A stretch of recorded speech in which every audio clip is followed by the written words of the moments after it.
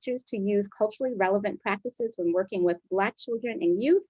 And she's a faculty affiliate of the Racial Empowerment Collaborative at the University of Pennsylvania's Graduate School of Education. I forgot to introduce myself because I'm just so excited about this moment. I am Sonia Mathis Denny Zulu. I'm an assistant professor here at the University of Chicago, Department of Psychiatry.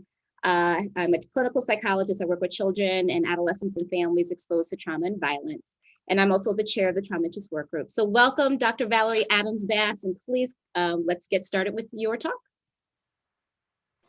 Thank you for having me. I'm excited. We'll see how this goes, and let's get started. So I'm going to share my screen, and we're going to go from there.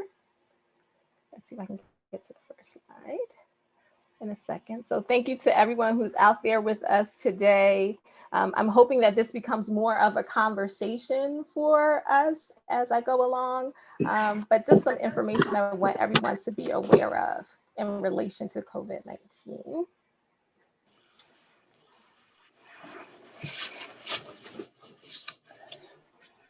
Okay, waiting for my screen to show up for me.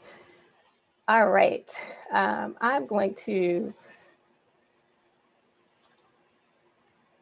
all right, here we go. So again, a matter of media expectations and engagement of Black youth during COVID-19. I want to thank you, Sonia, for inviting me to be here and present a little bit of data from different places that we've been gathering and able to learn and discern and figure out what's happening and occurring with Black youth during COVID-19. And I use the term youth because most of my recommendations are really going to focus on adolescents between the ages of 14 and 18. So high school age youth probably lend themselves also to middle school youth, but because I focus on research with adolescents and I'll pull from some of my own research as part of the discussion, I really am focusing on teenagers during this talk. Not to say it doesn't apply to others.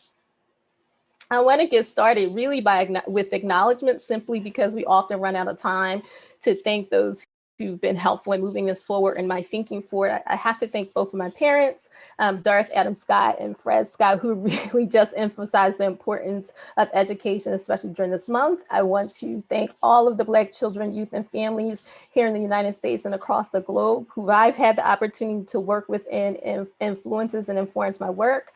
I want to thank Mia Smith Bynum, who is our Black Caucus SRCD chair, outgoing chair, who really was determined that we make a statement about COVID-19 Black children, youth, and families, and accepted my request to join this group of awesome scholars to help co-author our Addressing Inequities in Education brief. The link is there. You'll have access to this if you don't already.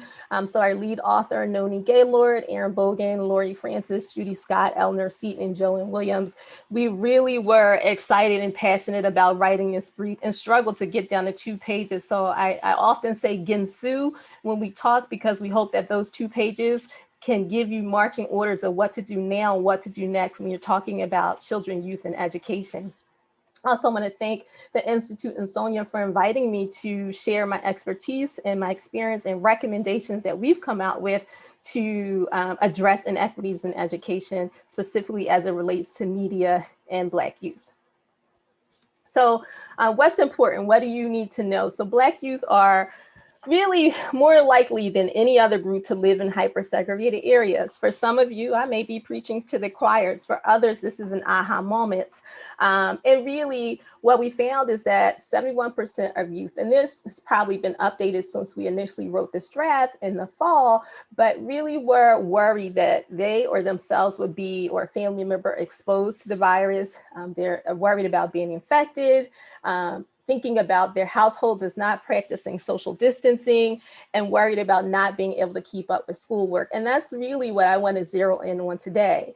But what's behind all of this sort of hyper-segregated area? What do we need to know? What we need to think about when we're thinking about policies, access to media, access to equitable education, is the legacy of redlining in the United States. So laws that were put into place that really depreciated the values of homes and communities where Black people live, which means that you have a denser population, you have a less of a tax base, such that those schools are not funded as well as schools in in suburban areas where there's more sprawl, there's more space for people to live and less density, and also more economic resources, local resources that can contribute to better quality schools, better infrastructure, newer schools when schools are outdated, newer technology, which is one of the challenges that is coming up and has been consistent as we think about migrating to hybrid schools and back to school for public education systems.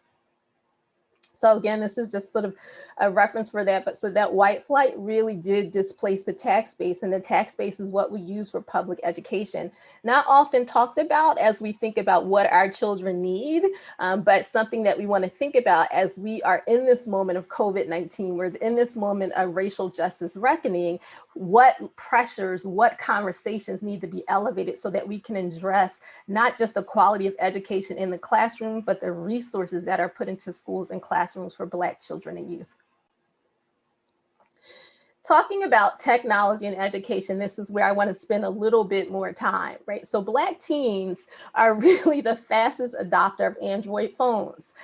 You may see commercials for iPods and iPhones and exchanging your iPhones and getting a recent model of the iPhone, but really they're the faster adopter of Android phones. And part of the reason they're the fastest adopter of Android phones pre-COVID and during COVID is because they're less expensive than the iPhone. And we could talk about that in another conversation, but quite honestly, those phones are less expensive. So youth are more likely to purchase them, and families have more access to them. There are multiple models of Android. So it's not just Galaxy, it's LG, it's HTC. There's numerous names of different companies. So they offer phones at affordable price bases that Black teens can get to. And they are able to pick up smartphones. And as we know, smartphones have application access, internet access, video recording access, music recording access. So teens are really able to do quite a bit on their phones and have been adopting them for quite some time because of the easy price point and the ability to do many things at one time. They're the Black teens specifically. While teens use all of these platforms, Black teens specifically are the largest users of Snapchat. It may sound archaic, but they still are using Snapchat, Instagram, and Twitter. One thing I like to say when I talk about teens and technology is that if we as adults are using technology and we're getting excited about it, teens have moved on to the next thing. Right, so they've left Facebook years ago.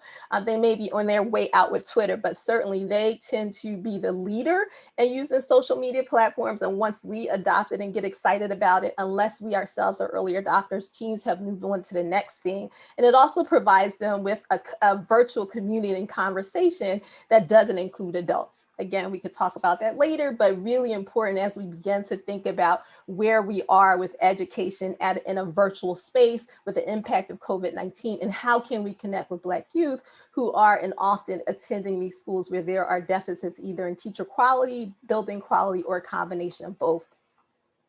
The other thing that's really important and interesting we probably don't think about is households are likely to own at least one gaming platform. Some of you yourselves may be gamers, so PlayStation, Nintendo, Nintendo 2, the new platforms come out every holiday season. Maybe not this season, there wasn't as long of a line because of COVID, but there's usually a line to buy one or two or three of the latest platform that's come out at Best Buy, at Walmart, at Target. And those programs often connect to the internet. And prior to COVID-19, what some school districts would do was create lessons that students could use and access using these gaming platforms. COVID-19 has changed all of this, but I want you to keep this in mind as we think about and envision a different kind of education for children and youth now. Again, not the same as having a laptop or having a desktop at home with full access, but the ability to do and engage in education in some form or fashion. What else is important to this conversation? How do I want to make this connection for you? So Black youth and social justice. What does that mean? Black youth and racial justice. we have a historical legacy. How wonderful that we are in Black History Month to reflect on the legacy of young people and the contributions to civic engagement and social justice here in the United States, particularly civil rights for Black people.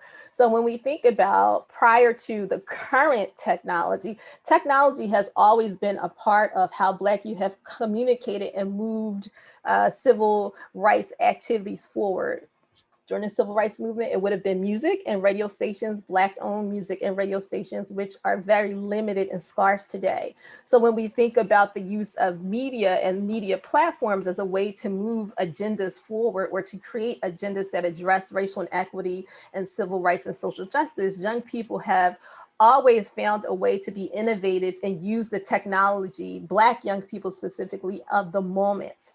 And so a couple references here, have to plug myself and others who've been really beginning to elevate this conversation about what does social media or what does civic engagement in media look like today. My colleagues and I took a look at a young adult population to see sort of what the historical narrative looks like in predicting civic engagement. And really what we found is that those young adults, college-age youth who are have a higher level of Black history knowledge are more likely to be engaged in some form of civic engagement that addresses racial inequity or social justice. And that is one of the main findings in our work. So they were able to really connect the experiences, prior experiences, and use that as a point to enter into current issues of civic engagement and racial justice, such as Black Lives Matter and other inequities that exist in our communities and our populations across college campuses. Another group of authors who've done some work really began to look at, which I think is key, racial identity, social justice, as well as some other variables that they began to look at. Larder and colleagues really started to say, okay, let's look at these different variables of identity and how this relates to community participation, what they call civic participation, psychological well-being. So we know that for COVID-19, because of the stressors associated with worrying about whether a family member has contracted COVID-19, the stressors associated with family members who are considered essential personnel and have always had to go to work. They're not able to work outside of the home and haven't been able to work outside of the home even when the country was at a relative standstill. There's been worry associated with that for those Black children and families, worry associated with whether or not you're going to lose your home because of an economic drop in income for the family,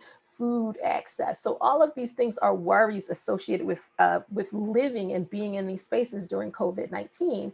And so thinking about what do you do and how do Black children channel that energy, I want to suggest that you take a look at this article and really think about community participation in social justice and psychological well-being. So what are outlets available to Black children, Black youth specifically, so that they are able to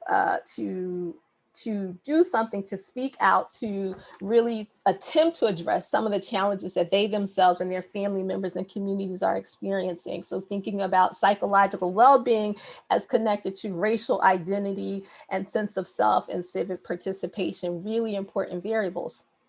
And lastly, my colleague at UVA, Chauncey Smith, and his colleague, Smith Lee, really just wanted to think more specifically about what does social look like in terms of humanity for Black boys, right? So doing a lot of work, he does work with photojournalism and really thinking about using social justice as an affirming space for Black boys who are often looked at and dehumanized in educational spaces as well as social spaces. So that's a more recent article that has come out in this moment as we begin to think about ensuring that our colleagues who don't do this work or are unfamiliar with researchers who do work around racial socialization, thriving, resiliency, racial justice, and inequity in education have been doing for quite some time. Many of these articles are coming out now as resources to look at and get a better understanding of how to connect with Black youth. So I want to suggest that you take a look at all three of these articles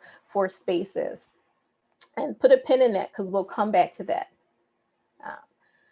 So what could we imagine? One of the things that we talk about in a brief, and I've mentioned in sort of the initial context, was this idea that schools and urban spaces, particularly in large cities, such as a New York City, such as a Philadelphia, such as a Pittsburgh, those large cities have old school buildings with old infrastructure, no Wi-Fi access or limited Wi-Fi access, and limited financial resources to update that infrastructure or to build new schools. So it's very rare to see a new school building in these urban environments unless there's been an endowed gift or there's been a philanthropist who's decided that they want to invest in a community, such as Schools of the Future, which were funded at one point by the Bill and Melinda Gates Foundation, where they are looking at technology as an innovation, and paperless schools. And those schools tend to be one-off and really limited to a select group of students versus really investing infrastructure dollars, those tax dollars, at least local dollars,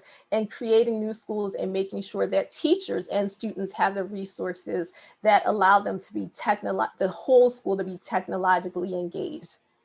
So one of the things that we do recommend is working with those local city councils, working with those local governments and school boards to redistribute dollars and advocate for updating those infrastructures so that the challenges of distal learning, as well as having those resources, one-to-one resources in schools, are not as challenging as they currently are and had been through this period. Again, these are things that existed pre-COVID, but COVID has really elevated the disparities in education, which Black children and youth have been consistently experiencing, administrators and principals, as well as teachers, have been dealing with. So COVID-19 really confounds these issues in terms of how we approach technology in a classroom, which is very different from how young people approach and engage with social media technology in their cell phone or their gaming use, right? So there's an opportunity to integrate those two, and I'll probably end there as we move forward.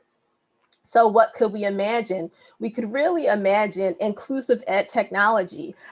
When I was at University of California, Davis doing my postdoc, I was a digital promise postdoc. And there's a League of Innovative Schools. And these are school districts that have decided to invest heavily in technological learning. But the companies that are often creating these technological softwares don't necessarily have inclusive software content or developers on the teams that develop content that reflects the experiences or the images of Black and brown youth. So let's think about inclusive ed tech. In this moment, are there opportunities to do that? Ed tech is a $3.1 billion industry that really is targeting public school districts with public dollars. So can we advocate for more inclusive ed tech, given that public dollars are being spent and invested in these resources for our students who attend public schools? Thinking about slow technology. So again, in a more recent conversation, I was speaking to this idea of, equal internet access for everyone, right? So you can hear about inexpensive internet access, and all of us who have cell phone technologies, there's a point in time where your company will say you have unlimited access unless it's a high speed, and then your speed will decrease. Or if you start to use too much, we'll decrease your speed until the next billing cycle. Well, when we're talking about learners at home who may not have access to high-speed internet because of where they live, right? The residential area where they live has limited cell phone towers or access, or because of financial constraints on their family, particularly during COVID-19, when many of their family members have been considered essential personnel, or if they weren't essential personnel because they worked in the service industry and they've been laid off, when finances are tight, it's possible that internet may be one of the first things to go. Can they have access and go to these public spaces where internet exists, like free libraries or local restaurants during COVID-19? Probably not, or for such a limited period of time, it's unlikely for them to get their work done. So I want to suggest that we advocate for equal access to internet, high speed for everyone, the same speed for everyone across the country. But I also want to say to consider slow technology that we may say is outdated or forget even exists. If we think about the number of times that we Zoom and we come together, young people, again, they're pretty much connected to their phone, whether they have a prepaid phone or they have a monthly billing plan through their family. Group text might be a way for us to connect with them. group chats. Oftentimes, even in my class, students may not use the technology that's presented and provided to us through the university. They're more likely to create a group me to discuss group projects and figure out what to do next in class.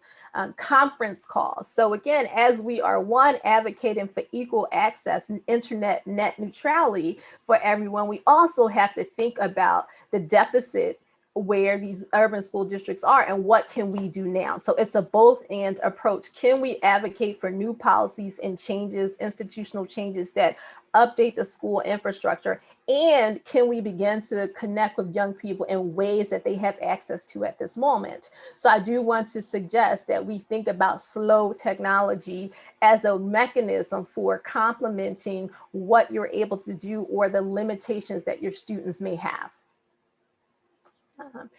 Thinking about what could we imagine, I was recently again on a podcast and asked, what do you imagine, what will be the long-term impact of COVID-19 on public education?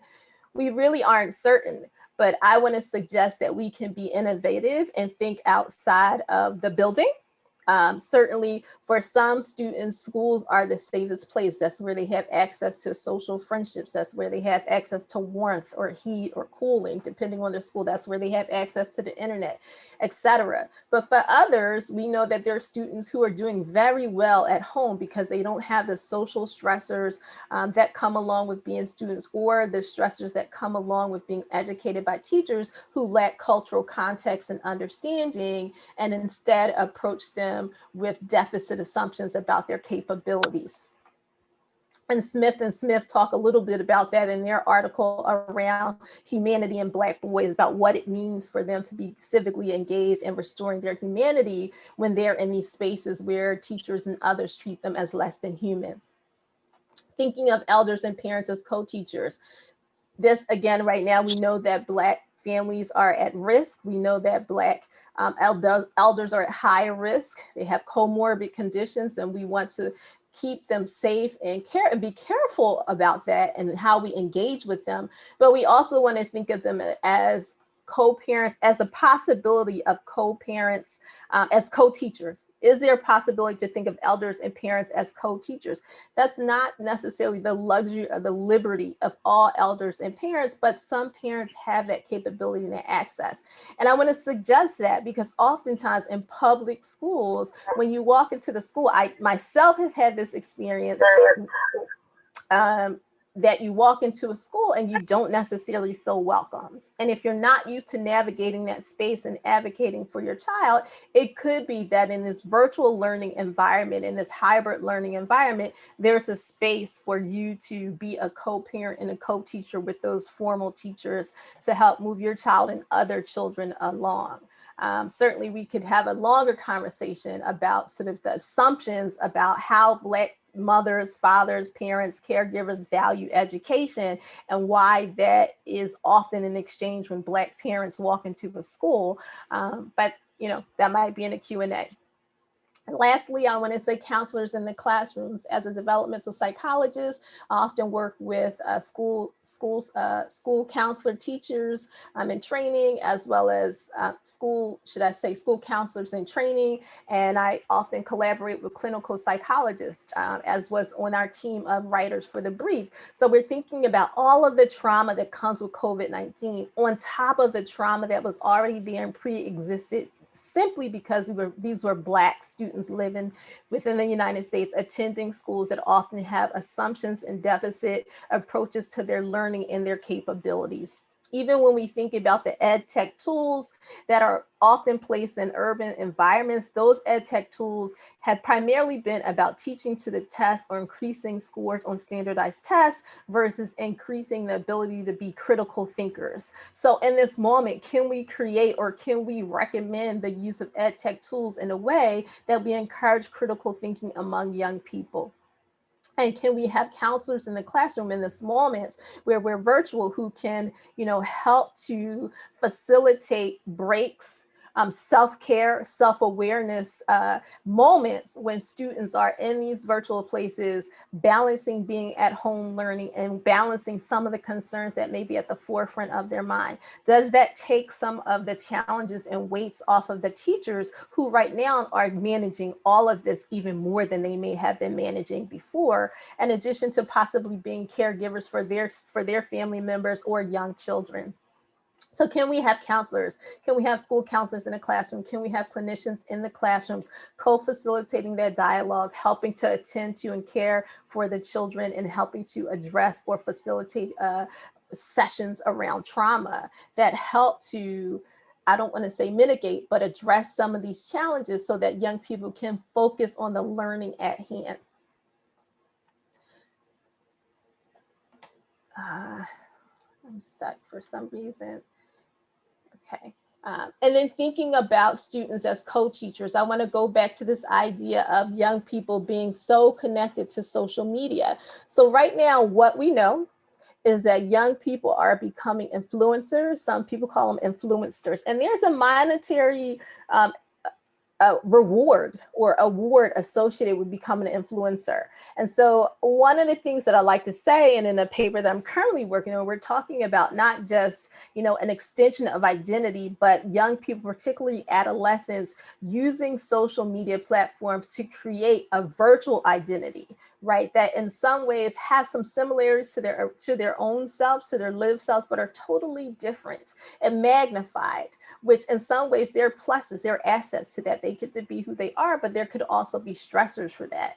So the other part of that I want to talk about more specifically in terms of thinking about media and what can we imagine. When there are any social media spaces, they're sometimes exposed to traumatic images. We're often exposed to these traumatic images of Black people, unfortunately Black children, as well as Black adults, either being assaulted by law enforcement officials of every kind, or by just everyday citizens who have a perspective and oftentimes fear the Black body. And so they see that trauma, and sometimes that can instigate involvement in a Black Lives Matter movement, leading a Black Lives Matter movement or chapter, addressing environmental justice, inclusive of not just water quality or air quality, but thinking about the food deserts that often exist in urban environments that are densely populated, but don't necessarily have access to high quality fresh foods, which are better for us,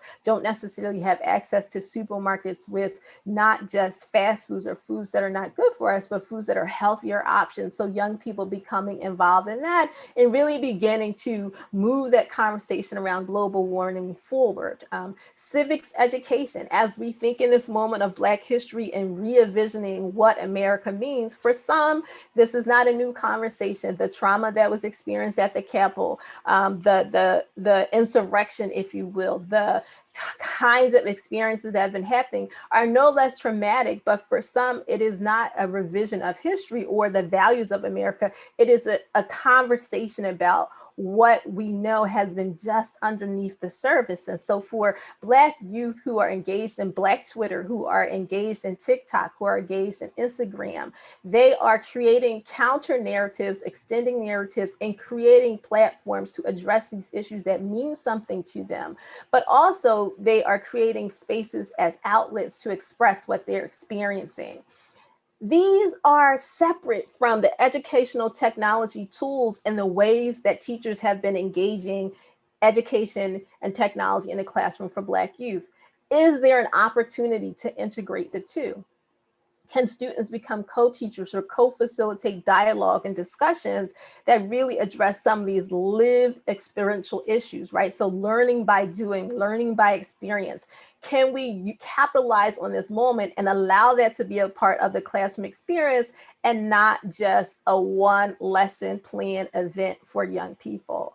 I think that there's lots for us to learn from how they are becoming influencers, developing followers, from how they are engaging young people in activism and activity, And so what can we do to help those be teachable moments, not just for the young people, but for teachers, so that we are connecting with them and they are continuing to learn, and that they too can see the connection and the value between school book learning and the learning that they're getting from being activists, addressing social justice and issues, being able to address the disconnects between what's in the classroom and what isn't in the classroom, between the resources available in their communities compared to the resources available in other communities. Is there an opportunity to make a pragmatic connection? I would say yes. I would advocate that there is an opportunity. Does it mean more work? It does. It means different work. But I believe that it's possible and that we can imagine that's available. And so while at the same time we're trying to figure out what's next for the public school system, there are due now opportunities. And for those of us who choose to disconnect or have limited connections with social media, there's an opportunity to understand how young people are making meaning and to translate that into classroom learning. So I want to encourage that be a part of how we move forward around media. And how we use media being a global definition, right? So it's ever changing and ever evolving, and young people are always connected. And as we see, and I've mentioned, Black youth are the forefront and at the forefront of adopting androids, of creating content, not just content for entertainment purposes, but content to move things forward. So is there a way to connect that to classroom learning?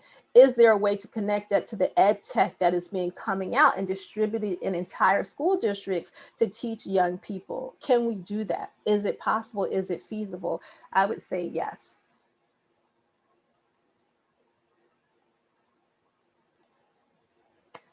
So I think those are my talking points for today. I certainly have lots of notes that hopefully I can address some questions that are there and share some additional information. But I wanted to think about how media is currently being used and thought about in public school systems, and how Black youth are using social media. And is there a way for us to make the connect, right? Can we make that connection? Can we address the digital divide now, even as we press on policymakers and administrators to make long-standing changes so that we have an efficacious opportunity to improve public schools for Black children and youth? So thank you. Thank you, Dr. Adams-Bass. So I have a lot that I want to say. So I know I can't not dominate that the conversation today, but please, people, put questions in the chat and I will be sure to keep track of people's questions. So please, I'm encouraging you all, please put something in the chat. All right, so I think, so thank you so much for this really helpful discussion. I really appreciate you really talking about what I'm getting the sense of, and I'm naming it as redefining education. And I know those have been common topics that have been talked about all last summer. And I really appreciate you talking about the lived experiences of our Black youth and how we can really capitalize on their lived experiences of being Black in America, dealing with racial trauma. We all dealt with it last summer.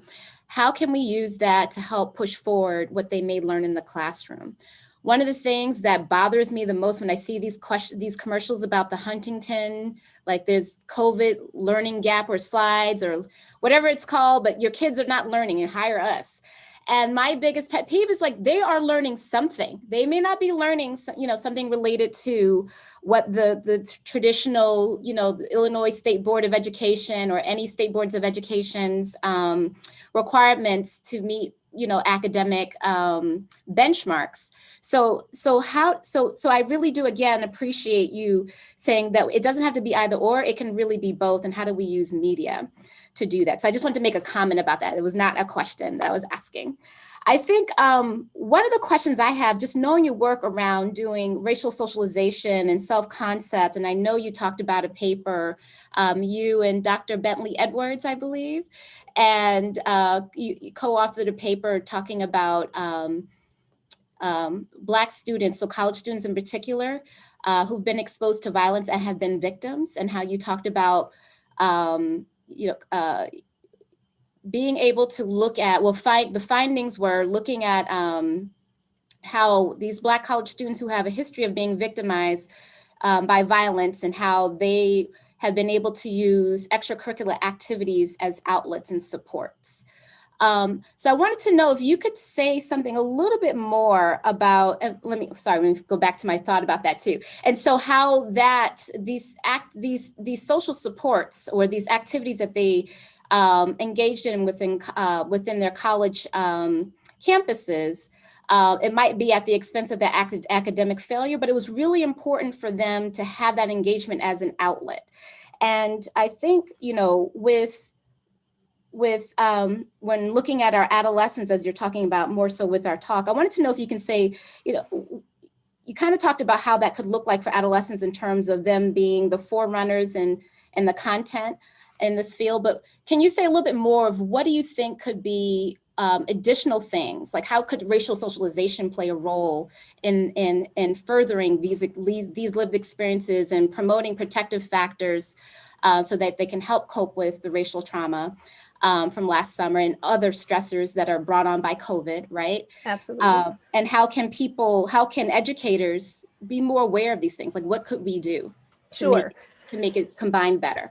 So we're going to be here for 2 more hours. No, I just want to say, so one thing for sure, when we're thinking about that study, we want to also think about Black students being on predominantly white college campuses, being at predominantly white institutions where they are already marginalized and alienated from the mainstream culture. And so the expense is developing a sense of belonging, which might be at the expense of academic performance, but sense of belonging is important.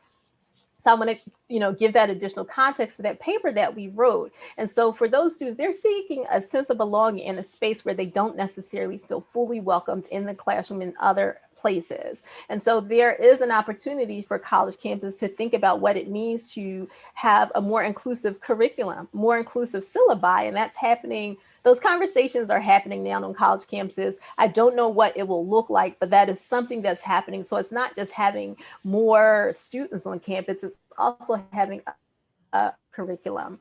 And so when you're on a predominantly white campus, you are going to look to navigate to places where your sense of self is affirmed. And sometimes that unfortunately would be at the expense of academic performance. So I would say that. In relation to that, likely what we're going to see as scholars like myself and others, and my colleague, more senior colleague, Brendisha Tynes, does a lot of work around trauma and internet exposure to racial content. So what's the trauma associated for Black youth who are in these social media spaces and run up against racial comments about Black people or about themselves? So there's some research looking at trauma and post-traumatic stress disorder in these social media spaces. But what I would say for these high school age adolescents, these social media platforms and outlets that they are becoming experts at is a similar outlet, right? If they are disengaged in the online learning platform, if the online learning hasn't really transitioned into a dynamic space and it's really, teachers and administrators are running to catch up, young people are using these social media platforms as outlets to express what they're not necessarily able to express or talk about in the classroom. And so you're not able to talk about the insurrection in the classroom. You're not able to talk about, the differences that you're able to see between how Black Lives Matter protesters are treated.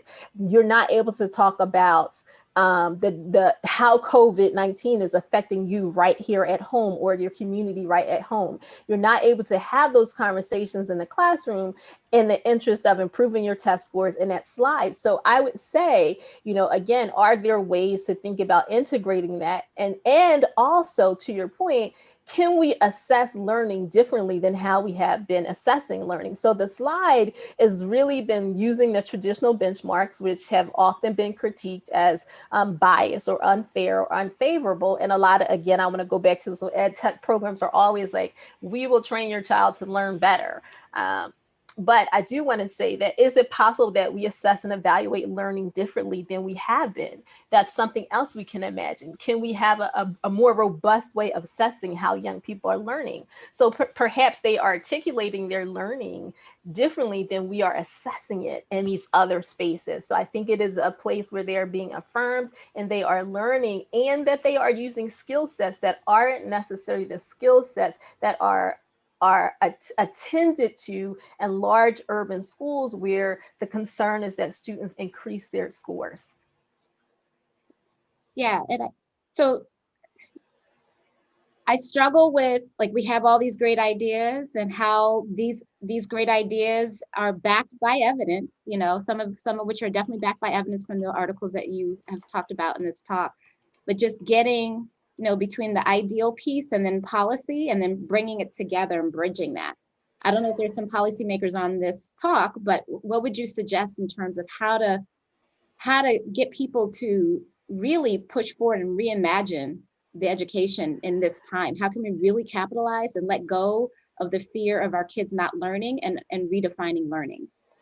Well, a couple of things I'm going to say, and I push on this. My colleague and I, Hilliard Chapman, we talk about Chapman Hilliard, Black history as a space in one of our articles, better to have than not have not Black history, where young people had high career aspirations if they had high Black history knowledge. And so our recommendations is that, so even if they weren't getting the test scores or they weren't performing, they had high career aspirations. So it's likely that they are going to persist in spite of what resources they're having or not in those school spaces. So I think for policymakers, one thing we have to think about is the professional development we provide to our teachers, right? And to trust that students can learn other than rote memorization and other ways. We know that when you send, for those who have sent or attended non-public schools, so whether they are parochial schools, whether they are other religious affiliations or independent schools, we know that critical learning and applied learning happens all of the time. Those are limited options and experiences for Black children in public schools. So I want to suggest that we expand our approach to how children learn and advocate for a more expansive learning approach to learning and how we capture learning. So it makes me think of, as a researcher, when you do qualitative research, quantitative researchers, they really don't appreciate it too often. They're like, that's not real research, right? What are you doing? You're just asking some questions. But there is value in both. So I think there's an approach to both, looking at sort of these quantitative statistical measures and this qualitative way, and even in that learning. So for those policymakers, can you work with the businesses in your communities to support your public education system? That's not, can you should. You should work with those businesses to communicate, to donate, to provide resources, even if they're small businesses, they can do that. And I really think that it's also educating those community members. The other part of that is sort of this, deficit. I touched on this before, this deficit approach to Black families and children's, or assumptions that they don't value education. We know that there are lots of stresses for low income wage workers, which many Black families are coming from. So just because you don't see a child's parents at the parent teacher meeting doesn't mean they don't care. That may not be all Black parents, but certainly they may not be able to take off work. They may not have that luxury. So you can't assume that they don't care about their children. So even at a policy level, what are some simple policies that you can change that are more accommodating and flexible to the kinds of families and children you're serving? There are some relatively simple things that can happen now like that, as is, more pushing on those connections to make sure that those school districts are getting support. Okay. Thank you for that. And hopefully people can walk away with some practical strategies. We all have a role. Everybody who's on this call or attending this presentation, you're here for a reason, and just know that you all have a role in trying to make this shift. Mm-hmm. So take from what Dr. Adams-Bass is saying, and please find a way to incorporate in the work that you do and bring about change. All right, we have a ton of questions. If you have a question, if you can definitely put it in the chat, it'll be easier for me to read off. But I'm going to start with one that happened a little earlier. So let's see here. It is. So while you're getting to that, I do want to address Peter said, what about art? I wouldn't Yeah. say absolutely. Art, music, and performance art have been taken out of schools. Totally another way to connect with young people and have them talk about, speak to, create the art. And I encourage you to think of media as art as well. You know, one of the programs where I was collecting qualitative data, the young man talked about, and I observed, you know, as they were learning to use technology and tell stories, visual stories with media, they were really replicating the way stories were told about their communities. But as they mastered the art of using the camera and creating images that told those stories, they began to tell those stories from a first person perspective, which was much more sensitive and sympathetic to what was going on in their communities than the way those stories had typically been presented. So art in every form, virtual or otherwise, is absolutely a place to learn and to flourish. And they're always making music, right? Think about all these young people who are now stars because they have created a following in social media spaces. There are ways to learn from that. Right. And then just thinking about historically, just our legacy, Black legacy history has been told through narratives, through stories, through arts and culture.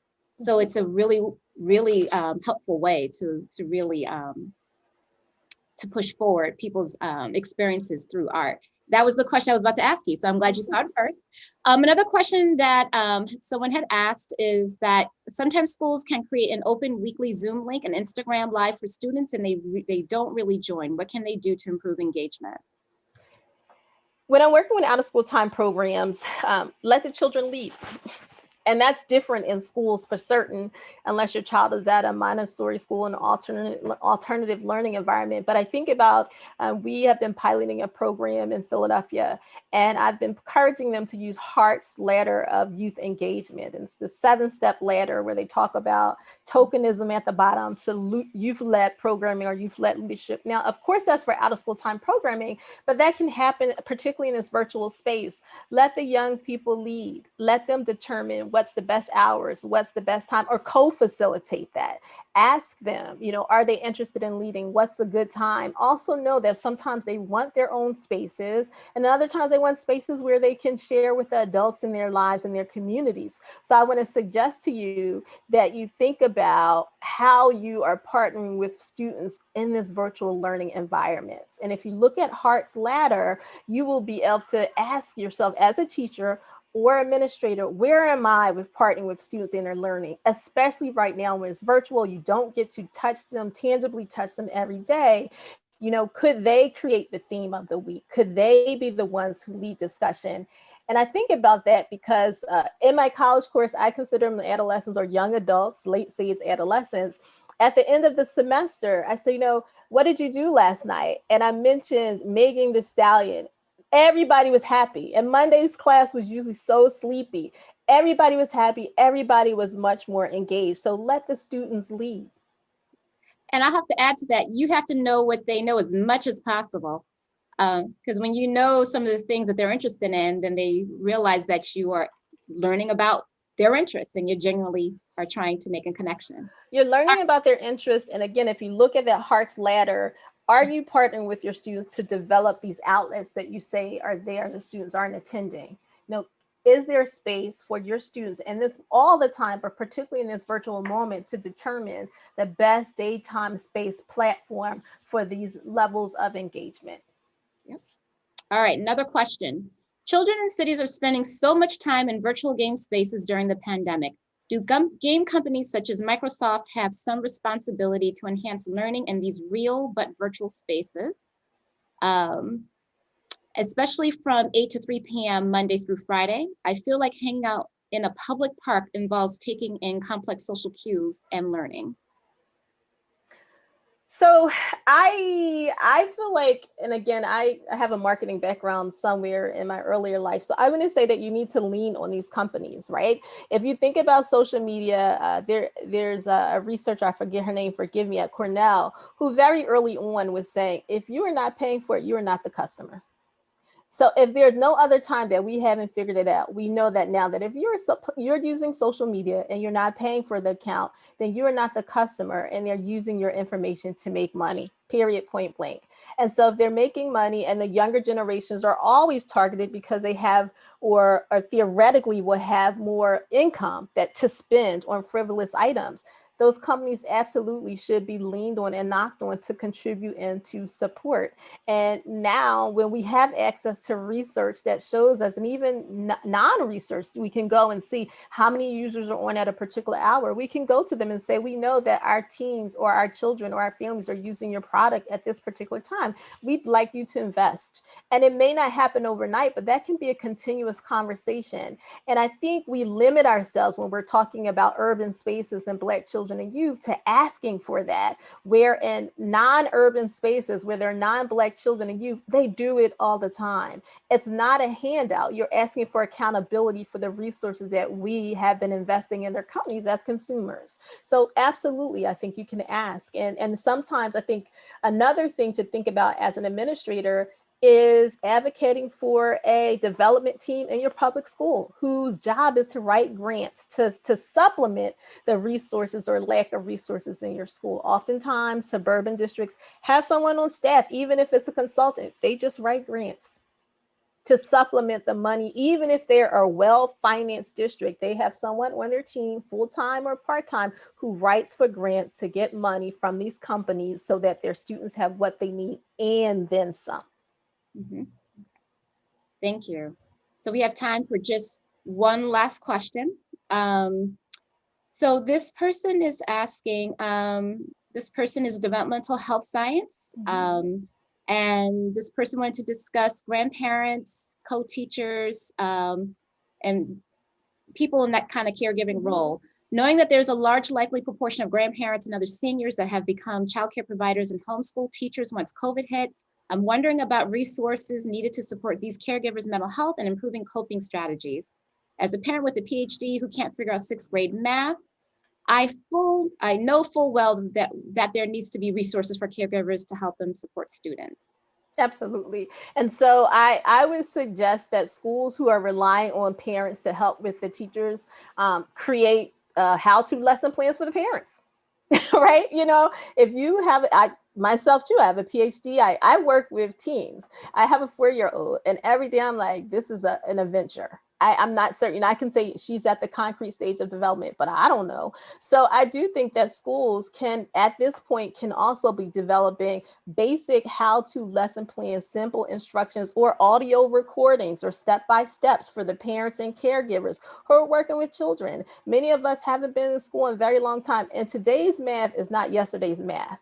You know, I don't know how to teach the new math, so I'm just going with the basics of how to do math. So I want to suggest that schools who are thinking about and relying on parents and grandparents and other caregivers to help with education, that you too create some basic how-to lesson plans or conversations or links that parents can follow, listen to, read, use, look at the pictures, use infographics to figure out how to support children in their learning. Because if nothing else, this has helped people to value the hard work that teachers do. Not every teacher is perfect, but for those of us who aren't teachers at any level, at home, trying to help, whether you're a grandparent or parent, we should be, teachers have always said they needed a raise, but this is an opportunity to appreciate that and say, can you help us? Absolutely, absolutely. We need to do that. And I just want to, as we finish in terms of Peter, in terms of policies, I do want to say, I want to go back to my recommendation, that many districts have a clinician on staff, right? One lemonade out of lemon, one of many, I want to say, is what if your clinicians or school counselors on staff made videos, right? So a lot of times in public schools is one school counselor clinician to 500 or 50 or 100 students.